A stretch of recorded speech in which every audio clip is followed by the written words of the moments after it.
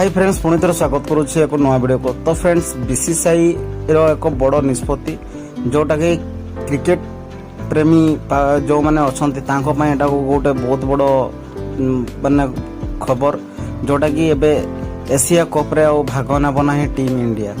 तो कौन पाई team India Asia cup रे भाग नब ना ता मु आज आपण माननकु ए वीडियो माध्यम संपूर्ण जनइबी। तो आपण माने तो जानिथिबे जो सिंदूर ऑपरेशन कौन पाई होता ता रीजन कौन पाई ऑपरेशन होता संपूर्ण तथ्य जनइबी। ता पूर्व आपण माने चैनल नुआ कर चैनल को लाइक करदेवे और वीडियोटी भल लगी सब्सक्राइब करदेवे। तेज चलतु वीडियो को स्टार्ट कर। तो फ्रेंड्स आपण मैंने जानती जो आमर एवं भारतर एवं पाकिस्तान रो जो युद्ध होता जो सिंदूर ऑपरेशन आरंभ होता यही जिनस को नहीं बीसीसीआई एक जोड़ा बड़ निष्पत्ति रही जोटा कि भारतीय क्रिकेट दल आगामी एशिया कप 2025 रे भाग नब ना बोली भारतीय क्रिकेट निमंत्रण बोर्ड बीसीसीआई एक बड़ निष्पत्ति नहीं। बीसीसीआई यही निष्पत्ति संपर्क में एशियन क्रिकेट काउंसिल जोटा को सूचना दे सारी। यही खबर भारतीय क्रिकेट प्रेमी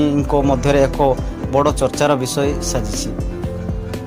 तो फ्रेंड्स सूचना अनुजाई एशिया कप 2025 सेप्टेम्बर मासरे T20 फॉर्मेट आयोजित होबार थिला जो थे भारतर आयोजन देश रखिबो कहूला किंतु भारत और पाकिस्तान मध्य राजनैतिक उत्तेजना विशेषतः जम्मू और काश्मीर पहलगाम संप्रदाय घटी आतंकवादी आक्रमण पर बीसीसीआई एक यही निष्पत्ति नहीं भारतीय प्रशंसक मानक मध्य सोशल मीडिया रे पाकिस्तान क्रिकेट को दल को एशिया कप बाद देवा दाबी करिसेंती।